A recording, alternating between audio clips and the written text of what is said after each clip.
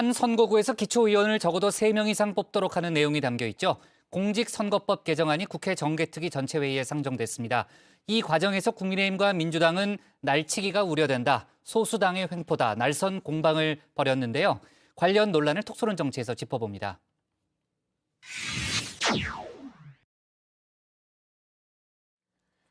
6일 지방선거가 이제 69일 앞으로 다가왔습니다. 하지만 아직 선거구도 획정하지 못했는데요. 법정 시한은 지난해 12월 1일이었습니다. 이미 석 달이나 늦어진 겁니다. 여야 간의 합의가 이뤄지지 못하는 이유, 기초의회에 중대선거구제를 도입하는 문제 때문인데요. 국민의힘의 반대로 정개특위에서 법안 상정조차 하지 못했었죠. 오늘 진통 끝에 일단 법안은 상정을 했습니다. 근데 민주당이 오히려 거꾸로 그걸 볼모를 잡고 기초의 중대선거구제 처리 안 해주면은 이거 처리 안 해주겠다는 걸 나왔을 때 저는 정말 이해가 안 됐습니다. 국민의힘이 대선에 0.73%로 25만 표도 안 되는 표를 이겨놓고 이건 다수당의 횡포도 아니고 소수당이 이런 식으로 횡포를 부리면 됩니까? 국민의힘 입장에서는 정말 이것도 날치기 처리하려고 하시는 거 아닌가 하는 우려감을 금할 수가 없습니다. 국민의힘 대선 승리 축하드리고요. 근데 말씀은 조금 삼가하시면 좋겠는데요. 뭐 날치기라는 표현 함부로 하시는 것 아니고요. 아예 상정 자체를 원천 봉쇄하는 것 자체가 민주주의 역행하는 거죠.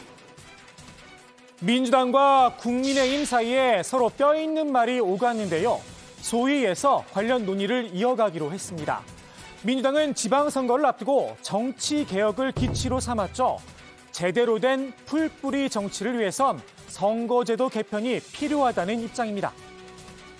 지금은 1035개 지역구 중에 약 한 600개 가까이가 2인 선거구입니다. 그러다 보니까 전국적으로 양당이 사실상 독점하고 있는 이 구조를 바꿀 수가 없는 것이거든요. 다양한 소수 정당들도 풀뿌리 정치부터 참여해서 반찬이 여러 개 있는 그런 정치를 좀 선보이자 이런 뜻입니다.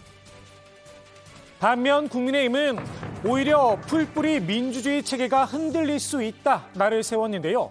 기초의회와 광역의회 차이가 사라질 수 있다는 겁니다. 무려 7개, 8개 읍면이 합쳐져서 4명의 기초의원을 뽑겠다는 겁니다. 아니 세상에 7개, 8개 읍면을 모아가지고 그게 3명, 4명 뽑는다. 그게 말이 되겠습니까? 그게 무슨 기초의회입니까? 광역의회죠. 민주당이 다당제를 강조하고 있지만 사실상 양당 체제라는 주장도 내놨습니다.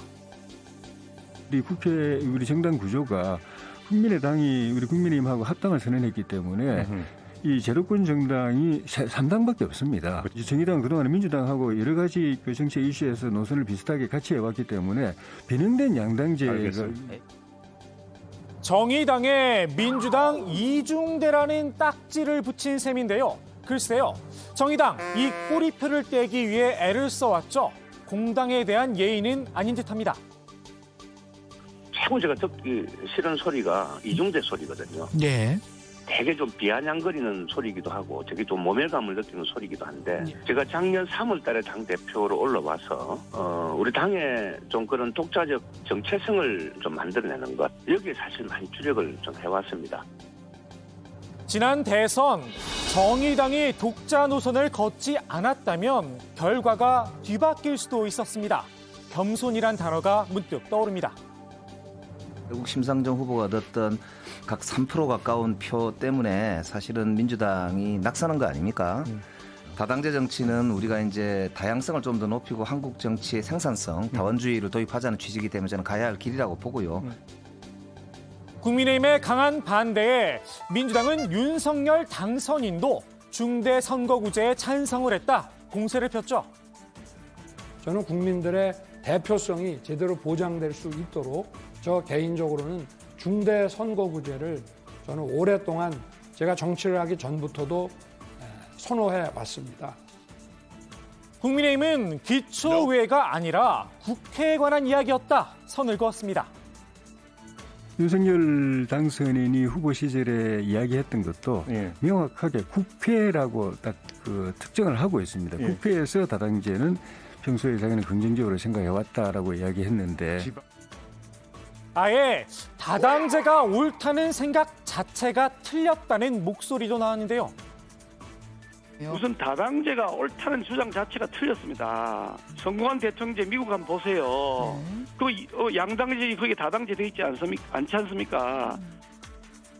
윤 당선인이 뭘 모르고 한 말이라는 걸까요? 국민의힘은 민주당이 정치개혁을 이야기하지만 모종의 꼼수가 있다는 주장도 내놨죠. 지역적으로 계산해 보니까 자기 지지 지역에는 몰표가 나오니 4명 다 자기들이 차지할 수도 있다. 최소한 3명 이상, 1명은 또 자기들이 그 이중대를 만들 수 있다. 이런 계산을 하고 있는 아주 못된 계산을 하고 있는 짓이죠.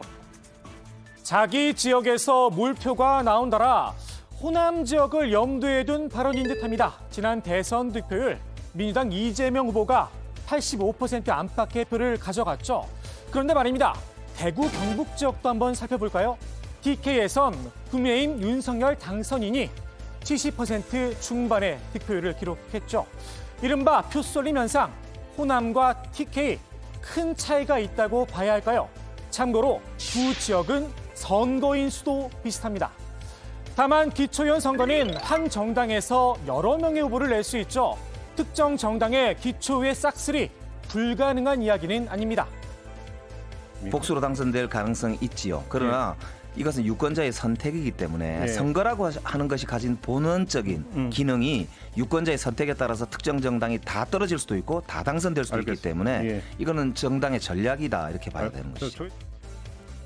국민의힘에선 차라리 무공천을 하는 게 더 낫다는 의견도 나왔는데요. 기초의회의 풀뿌리 민주주의 정신, 생활정치, 민생정치 정신을 살린다면 정당 공천 안 해가지고 전원이 무소속으로 하는 게 오히려 더 그 취지에 맞을 수도 있죠. 좋은 아이디어입니다. 다만 실제로 실천에 옮길 생각으로 꺼낸 말일까요? 기초단체장과 기초의원 무공천, 전직 대통령 박근혜 씨의 대선 공약이었죠. 이걸 깨버린 정당, 국민의힘의 전신인 새누리당이었습니다. 그럼 대선 공약으로는 왜 했느냐라는 얘기가 당장 나오는데요. 제가 직접 그 공약을 만드는데 참여는 안 했습니다만 예. 그 당시에 물론 나름대로다가 검토를 했겠습니다만은 예. 저희 정개특위에서 꼼꼼하게 검토를 한 바에 따르면은 예. 결론적으로는 부실한 측면이 있었다고 저는 생각이 됩니다. 근데 실제로 민주당에선 무공천 이야기가 나오긴 합니다. 이 역시 실천으로 옮길지는 미지수지만 말입니다.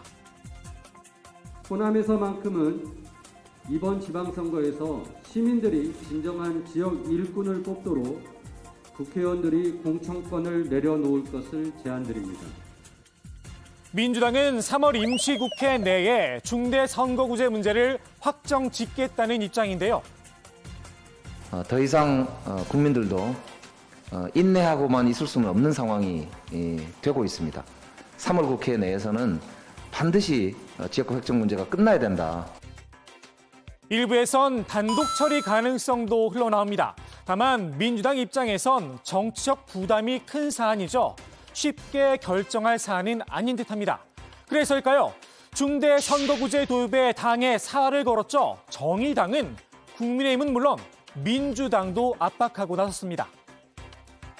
강력 13개 지역에서 다수 의석을 민주당이 차지하고 있기 때문에 오히려 이제 이 제도 개선을 촉진하기 위해서라도 지금 현재 더불어민주당은 우리가 다수가 있는 지역에서는 절대 쪼개기 하지 않겠다는 걸 당론으로 확정하고 좀 전당적으로 좀 계리하는 좀 이런 게 좀 우선적으로 좀 필요해서 민주당과 국민의힘 결국 기득권을 내려놓느냐의 문제인데요. 양당제의 폐해 가운데 하나죠. 서로 상대당을 탓하며 또다시 제자리 걸음을 하지 않을까 싶기도 합니다.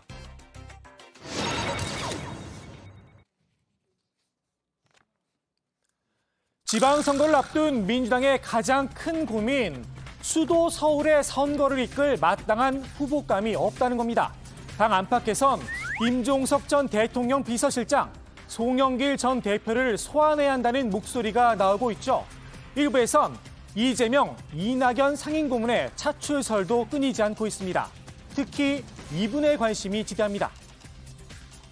이재명 고문이라고 해야 되겠군요. 이재명 고문 그리고 이낙연 고문 이런 분들의 역할은요. 대통령 선거에 나가셨던 분이 지금 바로 서울시장에 나간다. 그건 저는 불가능하다고 생각합니다. 이재명 후보나 이낙연 고문 그분들이 직접 후보로 나서야 된다는 일각의 주장도 있는데 그런 주장들은 어떻게 생각하십니까? 저는 그거는 좀 빠르다라고 생각을 합니다.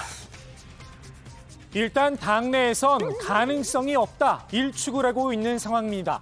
그나마 가능성이 있는 카드 새로운 물결 김동연 대표가 꼽히는데요. 지방선거 출마를 고심 중이라고 하죠. 일단 서울시장 출마 가능성도 열어뒀습니다. 큰 물에서 정치 교체와 대민 발전을 위해서 일해달라는 이 고향분들 뜻으로 저는 이해를 하고 있고요. 그렇기 때문에 지금 어느 서울이냐 경기냐 그건 아직 확정은 못하셨군요. 네, 아직 안 했습니다.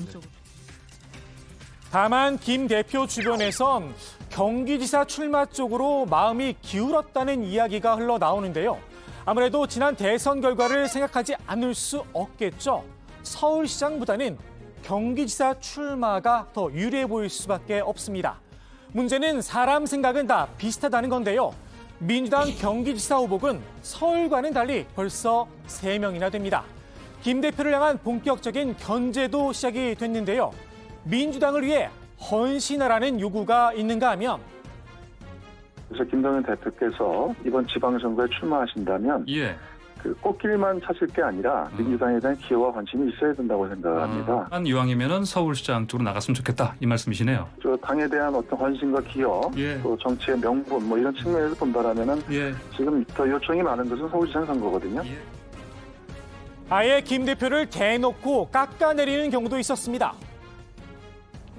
첫째, 김동연 대표는 민주당하고 뿌리가 달라요. 우리의 뿌리가 아닌데 어떻게 그 뿌리에서 우리가 원하는 열매를 딸 수 있겠습니까? 그렇게까지. 또 내지는 지금은 유약한 분이 지사가 되게 되면은 아마 윤석열 대통령과 손잡고 협치한다고 할 텐데 유약하세요? 김동연 대표가? 관료 출신이지 않습니까? 평생을 관료 생활을 하신 분들은 그냥 규정에 의하고 위에서 시킨 대로만 해오고 김 대표는 선의의 경쟁을 하자며 웃어 넘겼는데요. 민주당과 뿌리가 다르다. 뿌리가 글쎄요. 지금 정치 교체하자는 게 민주당부터 받게 됩니다. 두 번째로는 관료라서 유약하다는 거는 대단히 신뢰되는 표현이에요. 강단 있는 그 선배들 많이 봤습니다. 뭐 가까이 이현재 부총리부터 포함해가지고 훌륭한 선배들 많이 계세요. 관료들이 유약하다고 얘기를 하자면은 그럼 정치인들은 뭐죠? 만약에 뭐 경쟁이 필요하다면은 선의 경쟁해야죠. 민주당 후보군과 조건을 따지지 않고 쿨하게 대결하겠다는 겁니다. 김 대표는 민주당과 연대 방식 가운데 하나로 합당 가능성도 열어뒀는데요. 글쎄요, 똑같은 붕어빵이 되지 않을 묘수라도 생긴 걸까요? 오늘의 톡소는 한마디 김 대표의 말로 대신합니다. 지금의 양당 구조는 아까 말씀드린 것처럼 안 되기 때문이죠. 정치의 붕어빵 틀입니다. 그 붕어빵 틀에 새로운 밀가루 반죽 넣어봐야 붕어빵밖에 안 나오는 것이거든요.